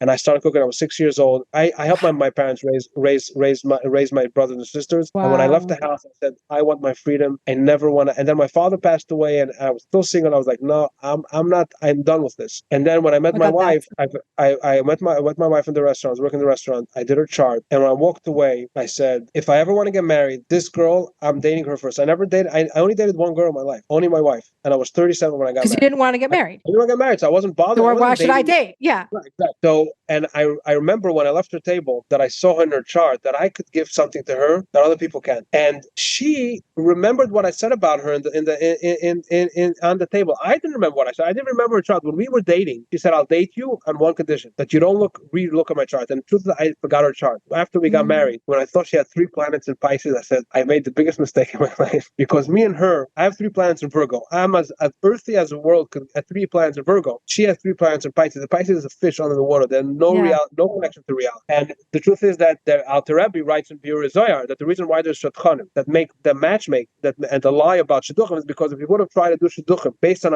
astrological charts, nobody would ever get married. That's what the Rebbe writes in Biur Zohar. Wow. So in the mimer, that writes us in the mimer.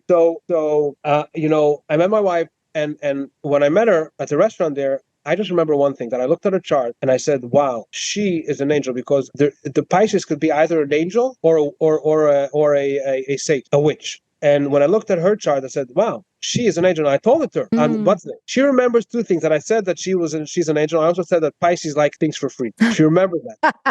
and she realized that she doesn't like to spend money. She likes to give things away and she likes to get things. She doesn't like to spend money. She likes things for free. It's not a bad to be a good thing. Yeah, it could be a great thing. I didn't remember what I told her. I moved on in life. I saw her chart and I said, yeah, if I ever want to get married, I'll go out with her. I'll go find her. And that was that. So life is all about these little bubbles that come in and go out, go in and go out. Yeah. And you have to really handle it. You have to be able to say, okay, this is what I could deal with today. This is what I can deal with today. And the more you're aware about yourself, the more you could go with the world. So I stopped doing charts because I live in Hawaii. You have a lot of jobs. And I was very busy. Yeah. When I was younger, as long as you came to me and wanted either a chart for yourself or for somebody that both agreed that I could do the chart, I would do it. If you came to me like, I'm dating a guy, I want to know about a chart, I'd say no. If you didn't give me permission, look at his chart, I'm not going to do it. Now, when it comes to kids, I never did kids astrology because I felt like parents struggle with raising kids. And if I say something to them, then they'll take it as total information like this. Mendel said this, that, and he had so much information and he has so much knowledge, so it's probably true. And then you may, by that point, divert your kid to go one way because you think that's what he is supposed to be, as opposed to letting them be who they are, Okay, so this is my question. Regarding kids' charts and regarding the parent-child relationship and struggle. So let's say I am really struggling right now with my 6-year-old. And the biggest struggle that I have, which is I literally just expressed this to my therapist. I said, the biggest struggle that I have with my 6-year-old is that I don't understand her. All my other kids, none of them were a piece of cakes. I've gone through many different things, but I always understood where their behavior was coming from, what was bothering them, why they did, even if it was, not acceptable reaction or it was violent or whatever. I always understood where it was coming from. And with my 6-year-old, she's elusive. I don't understand why she does the things that she does. She snaps like a dime. I don't understand why, what's driving her behavior. And so it's if I could just get a little insight of who is she and how do I, as her mother, her adoptive mother, right? So we're not even astrologically connected. Is there such a thing as understanding your child's chart, not to understand who she is as a person and what she's going to be and what she's going to do, but to help me, what's going on for her? I don't understand her.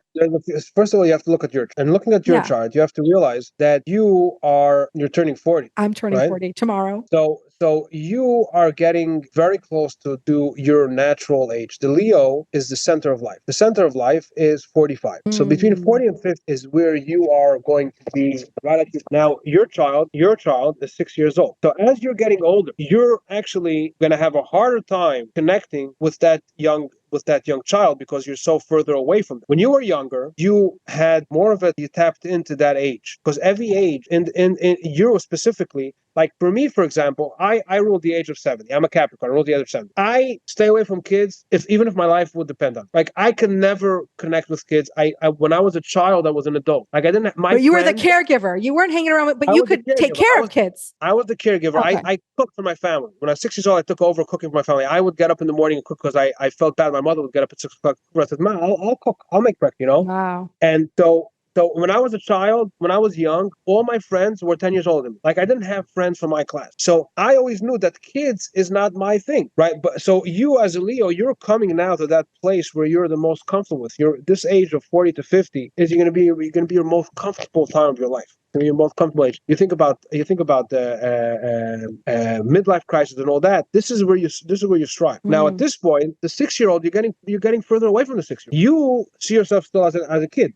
I still see myself as a 15-year-old. I don't see myself as a 44-year-old, right? I don't know, like but the world doesn't see me like that, and the kids don't see me like that. So you think about your 6-year-old child who's looking at her 40-year-old mother and says she doesn't understand because she's so much older than me. You look at her and say, my chart is really comfortable in this age. Now I have to deal with a 6-year-old. I passed that 6-year-old age a long, long time ago. So I always say, since you're both Leo, you have to go back to your Leo age when you were 6 years old. Say, do you remember what I was at 6 years old? When I was a kid, one of the things I tell myself all the time, somebody with something that was done wrong to me, I should say, I'm going to remember when I'm going to be an adult and I'm going to stand up on the situation, I'll remember what was done to me when I thought A, B, and C, when they thought A, B, and C were really the truth of that. And I remember these things still today. So a lot of times I tell people, especially people that you have a very close connection with, try to go back to your age, and especially since you're both Leo, and see what you did when you were 6. I don't know if you remember that. I don't know. I don't remember so much, but I'm gonna ask my parents.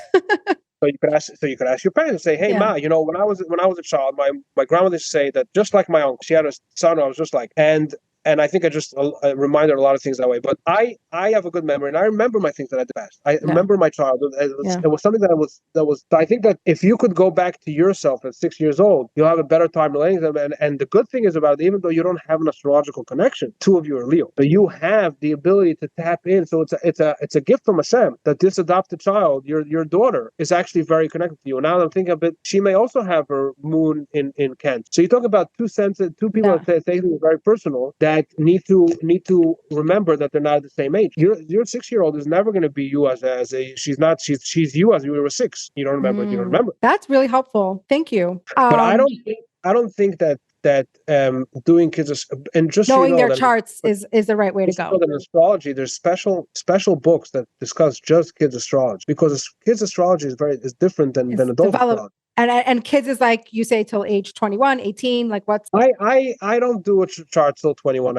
I feel like also you have to remember that for me to tap into that age is a lot harder because I am naturally the older age. So I always felt like I have a blockage when it comes to doing younger people's charts. It's just a block that I have, and therefore I do sometimes people try to stop and I say, I'm sorry, I can't do your chart. I can't tap into your chart. I can't. I just, my brain is not letting me connect with what's going on in your chart. And I also found that a lot of times, because my ability to mend people's relationship, and that's also with themselves, a lot of times people ask me to do their chart, but they don't want me. I had a group, when I was single, I had all the girls were all at crown nights, everybody wanted to, and I was doing charts, and everybody likes to hear about themselves. So I used to take people. I had this group of girls that always come, and they always talk the chart. And there's one girl that I could never tap into her chart. Nothing. There was no, like every time I looked at her, I was like, I would talk about somebody else instead of her. And I didn't know why. Wow. And then one day, she lived down the block. One day she knocked on my door. She said, no, I want you to do the chart. But I did the chart with her. She's like, no, I don't want you to do a chart about me. I want you to tell me personally. And I looked at her chart and all of a sudden it opened up. And then I realized she never really wanted me to talk in front of other people. So I saw her all the time. She was like this group of young men, boys and girls, and we're just, and I could never do a chart. And then that one time she came to me and said, I want people to know. It opened up. Was she a Scorpio? Was she a Scorpio? She's a Sagittarius with a lot of Scorpio in her. So she has that flair where people think she's open, she's free and all that, but she had a lot of Scorpio and I didn't see it. I didn't see, I looked at the chart, I saw the Scorpio, but I couldn't talk about it. I just couldn't. The one time because you were so tapped into that energy, which I think is unbelievable. Yeah. So like with kids, I know that I don't connect very well. My wife, when I need to cook for 500 people, I'll go walk into the kitchen. I want one sweat. You asked me to go give a class to 5-year-olds about Bereshit. For 3 hours, I'm sweating. Like, what am I going to say? I'm gonna and then of course I'll say all the wrong things. I once gave a class here, and I would talk, of course, Bereshit, and I said that there's no dinosaurs. Little did I know, one kid, his whole life about dinosaurs. The next thing I know, his father calls me, starts yelling at me, this, that, the other thing. There was that, and I'm like, I said the wrong thing. Why? Yeah. Okay. Well, okay. This is amazing. I so appreciate you coming on and talking to me and like helping me also like chart on demand. That was super fun. I'm going to come back for my real chart. Like I want the whole thing. You'll have to come on vacation with your husband to Maui because I was already by you. Okay. Hey, that's a deal. That's a deal. I would also love to check out the farm. I think that's, so I hope that everyone can like feel inspired to tap into your chart. And I love how connected to really, we have a deep tradition and it comes all the way from, Avram Avinu about tapping into, who we are. And I think one of my favorite things that you said today was, why were you born on this day? Like nothing happens by chance. And we are all born on a specific day for a specific reason, and that holds specific energy to share with the world, and the world needs that energy. That's why we're here. So if we can just like remember to look at ourselves and our purpose and our energy in this way, that's like the world needs this. How am I contributing? How am I, affecting the world with my specific unique energy that nobody else can? I think it's such a special opportunity to be able to tap into that better. Yeah. So thank you again. And hopefully people will be inspired. The idea is always to inspire other people to become better people and to make the world a better place. That's at the end of the day, our whole mission. The Baal Shem Tov says a person comes into this world for 60, 70, 80 years to do another favor for another truth. So it's all about us doing. It's not. Yesterday I heard a speech from Y.Y. Jacobson. He was saying it's like you have to get up in the morning and say, don't think what the world needs to give to you, but what you could give the world. And I personally think that if people know a little bit about the chart, it's going to make them go through life and make the world a better place in such an easier and understandable. So much more information. I feel like information is gold, and you know more about yourself. You get to, if you're around people who are interested in it as well, you get to know about other people and really like boost your, what's the word I'm looking, your purpose and your like what you said also, just like your acceptance of how everyone is different. Everyone has their gifts. Everyone has their challenges. Certain things are going to irk certain people, but when you know that it's not so personal, you can, you can let it go. So again, thank you very much. I really appreciate it. It was an honor to podcast with you. You're such a special person. And your name, goes from one side of the world to the other. I don't know if you know that. Oh, for you. I don't know. Wow, thank you.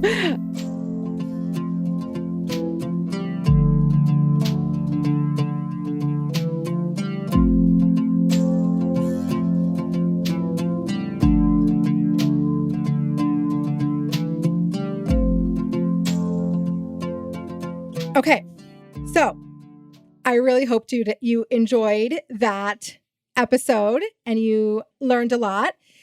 I don't know. I'm so fascinated by energy and the things that make us who we are. And what I think is so cool is that we all have like a really particular energy that only we have, that was specially formulated for us. And what we can do with that knowledge and how we can tap into our kind of reason and purpose for life, I think is so cool. And every single person is special and unique, and only they can provide that certain energy to the world. So when we're born, it's like the world, like Hashem is saying, the world needs you. Like the world can't exist without your energy right now. So what are you going to do with it? So I thought it would be really fun in our little after episode powwows to give you a little tiny glimpse into each zodiac sign so you can kind of start to explore, and then you can learn or research more on your own. Now, listen, not every single aspect to your zodiac is going to speak to you. And like you heard on the episode, there's many parts to your energy and your birth chart. Like it's not only one sign. So we're going to just talk about the sun sign, which is according to your English birthday. Yeah, it's super cool. And I hope this inspires you to learn more about yourself. Okay, so we're going to do this. And obviously we can't spend too much time on each zodiac, but we're going to give a little glimpse. So number 1, the first zodiac is Aries, March 21st to April 19th.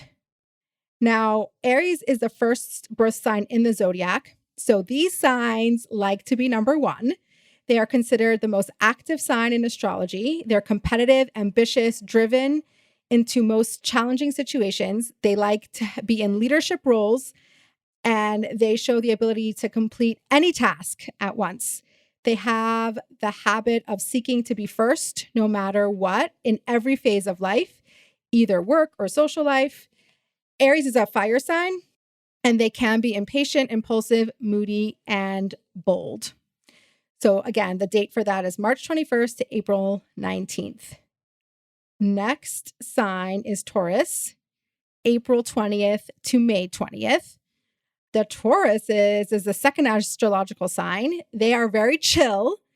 They love luxury, so you can see them spending time on vacations.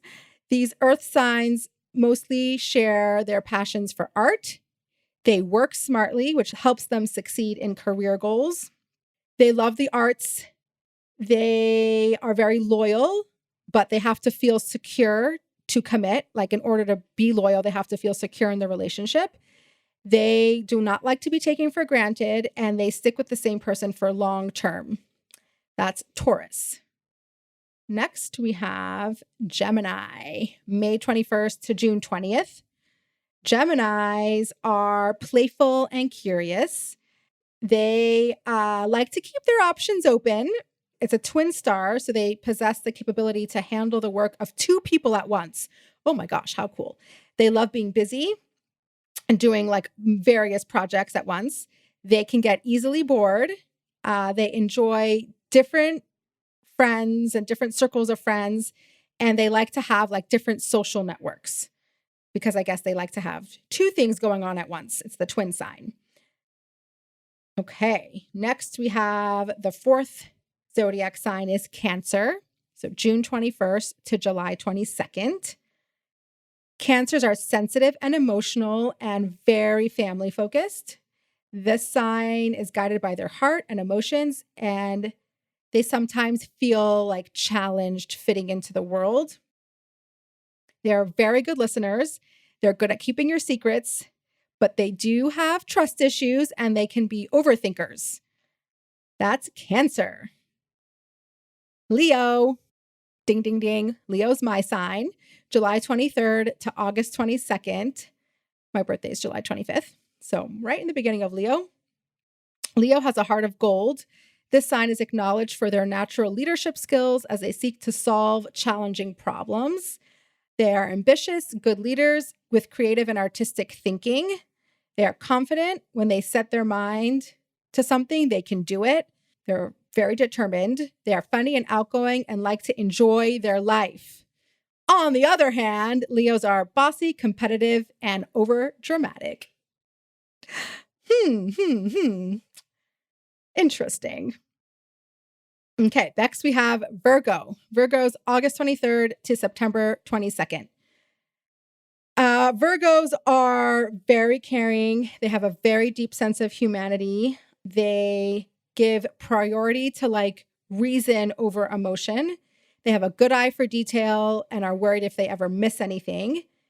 They are good at speech and writing. A lot of Virgos have their careers as writers, artists, and journalists.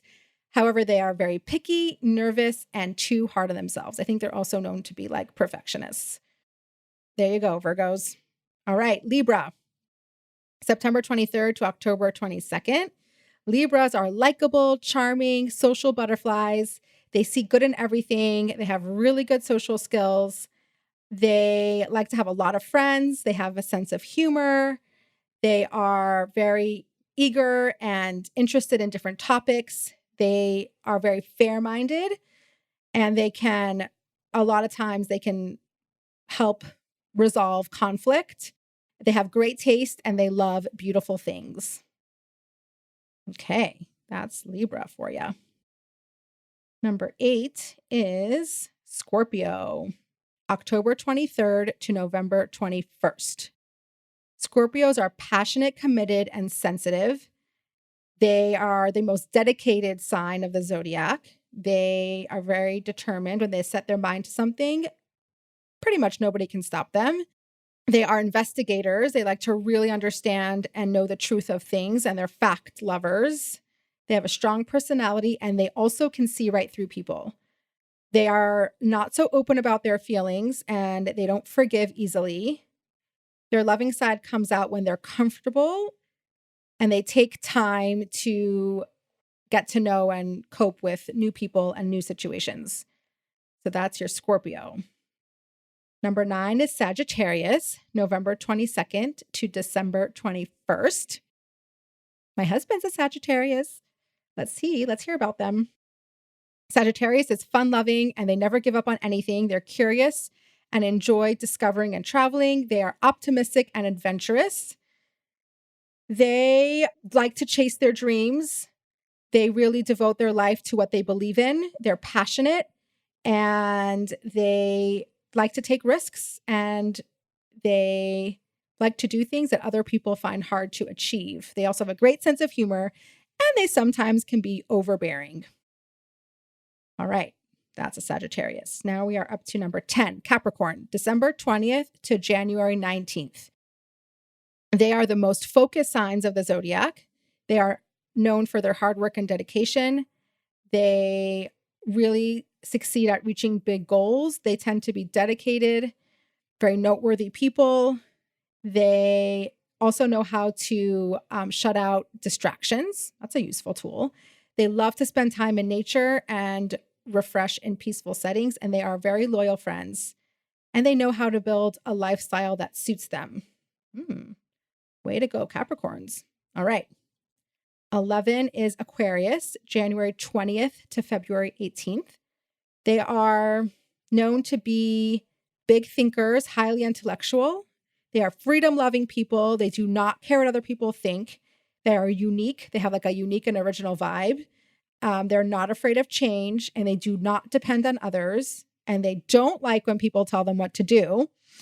They're good at hiding their feelings, and they like to be social, but they don't force themselves into anything they don't want to do. So, wow, Aquarius sounds like fun. Okay, last one, Pisces, February 19th to March 20th. Okay, Pisces are very creative and imaginative. They have a good sense of humor. They are a bit psychic, and they care for others to an extreme. They're very thoughtful and warm-hearted, and they love to help people. And in contrast, they can neglect their own needs. So that is Pisces. That's the last sign of the zodiac. I hope that was fun to hear and interesting. I really urge you to continue to explore your zodiac sign and learn about yourself. And this is not like, this is just a tool that can help you, first of all, understand who you are, understand what makes other people in your life, like what makes them tick, understanding other people in your life. It really can help relationships. And it's just fun and cool and interesting. Okay, so questions. We've got some good questions this week. I'm going to have a hard time choosing. The first question that we're going to address is the one I told you I was going to talk about on Instagram, which was, how did you and Chaim meet? Give us the tea. Okay, I wish I had like a really fun, like meet cute story. Unfortunately, I do not. We were set up with the Zirkind system. So somebody who knew us both mutually shared that we might be good together. So we went out. Our first date, I think, was like the beginning of January.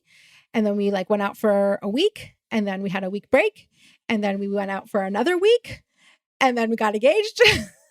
So over a period of 3 weeks, we went on a bunch of dates. We got engaged. We were married by March 22nd. And to some of you, that's very normal for the system that you live in. And for some people, you're going to hear this and be like, what the heck? you were dated for 3 weeks and 2 months later you were married. It's kind of crazy. And yeah, it is kind of crazy. But there are a lot of merits to the Shadchan, the system. The Shadchan system is like when you're basically set up. And just to expound on that for a second, it's not a arranged marriage. It's a suggestion, right? So you are dating for the purpose of marriage. You find somebody that has the same visions and value system, and then you see if you like them. And if you don't like them, you don't have to marry them. You date the next person. So that's a little dating education in the Chabad world and a lot of religious communities. A lot of communities all have little different customs and do it a little differently, but that's kind of the gist. So that's all the tea I've got for you on that one. Okay, let's see. Next question. Somebody wrote in, I didn't grow up religious at all. What are some tips on connecting to my Jewish identity? Okay, what are some tips on connecting to your Jewish identity? I love this question. Such an important question. And especially on the heels of October 7th, I find that so many people want to connect to their identity, right? Like if we're going to be persecuted for being Jewish, we might as well understand what that means. So my first suggestion is finding community, because it's really, really hard to connect on your own. Of course, you can create and foster your own personal relationship with God, but a really important part of feeling like you're part of a group and you're part of a big cultural, community, and we're all tied and we're all one family is finding that community. So wherever you live, seek out. Maybe there's a Chabad community, maybe, there's pretty much Chabad almost anywhere. So that's my suggestion, being that that's what I do. Find community, reach out, send a text, send an email, call, say, hey, like, what programs do you have? What can I show up for? Can I come for a Friday night dinner? Can I hop into the synagogue? Do you have, like, if you have a child, find out like what engaging activities they have surrounding like youth. Like maybe there's a mommy and me, maybe there's holiday programming, maybe there's just like a fun group of moms you can hang out with. There's so many ways to connect. I'm so glad that you reached out and you want to connect, and also message me. And if you need help finding your people, I'm happy to facilitate that. Okay, next question. How do you juggle being so busy? I wish I had your energy. First of all, very sweet. Thank you. It's so funny because I was talking about this in my therapy yesterday. I know therapy comes up a lot when I talk to you guys, but listen, it's where I work through all my stuff. So you're going to hear about it. And we were talking about the concept of energy and stamina and our inherent abilities and what we can and can't do. And it's a larger conversation, but it's so easy for us to like dismiss our qualities and our like advantages. And I am working on that. And I am recognizing and acknowledging that I'm so grateful that I do have a lot of stamina and I do have a lot of ability to, do a lot of things. I'm not a very good juggler. Honestly, I don't juggle very well. I don't like to do a lot of things at once. Like I like to focus on one thing at a time. And I think most people are like that. And I think juggling is an art of knowing what the most important thing for you to do right now is. So that's my tip, is like when you have a lot of things that you're faced with and are your responsibility, like deciding like which thing are you going to tackle right now is a very helpful tool, because honestly, nobody can do many things at once well, so it's like pick the thing that needs your attention right now and then go move down the list. But everybody does have a different ability and energy level and stamina. So it's important to know like what your limits are and what, how much energy you have and how much sleep do you need and how much you can handle, and like set yourself up for success. If you know that you need 8 hours of sleep a night to be able to perform on your highest level, like really try to do that. And I know that it's not always possible. Do not take sleep advice from me because I'm terrible at it. I don't sleep enough, but support your system, right? Know what you need so you can operate at your highest level. And I think that that's an art in itself, is like how to support, your unique operating system. And then once you figure that out and you figure out how much energy and stamina you have, it's really beneficial to, not take on more than you can handle, because then you set yourself up for disappointment and expectations that aren't met, and then you feel bad for yourself and all of that. So I know this is very idealistic, but this is a work in progress, right? Like, we're all doing our best and we're all finding the ways that we can operate at our best and most successful way. And I think this is part of it. It's like knowing what you can handle, knowing when to say yes and when to say no, and leaning into that. So that's the very, very long answer to your very short question. Okay, we're going to do one more, and then whatever I didn't get to, we can do next time. Oh my gosh, I have a funny one. I got this from a kid who wants to know how their teacher can be less boring. I haven't been a teacher in a long time, so I don't know really. I think it's important for teachers to strike this balance of authority, but also being fun-loving and like not take themselves too seriously and be lighthearted and, find fun ways to learn. I know this might sound like a silly question, but it's a very good thing to talk about. Like, I think kids learn the best when they can trust and they can connect to their teacher. Like, I know for my kids, like the teachers that they love, and thank God they have loved most of their teachers here, is that they feel a connection. They genuinely like them as a person. They feel that they're cared for. They feel like they, understand them. And they also feel like they're fun. And not only are they learning, but they're also, letting loose and having fun and finding ways to learn that is engaging. So I hope you have a teacher like that. And I hope all kids get to experience wonderful teachers, because a good teacher, there's nothing like a good teacher. And teachers who do a very good job and dedicate their lives to teaching our children deserve all the credit in the world. Okay, I think we're done. See you next time. I'm your host, Chavie Brooke. It takes a village to produce this and create this. And I'm so grateful to my amazing team. Our producer is Ellie Ben-Chion. Audio is edited and mixed by Chase Martin and Louis Quero. Production assistant, Shana Ben-Chion. Design and creative is Rifki Markosian. Music by Basia Schechter and Daniel Ori. And this is totally unexpected.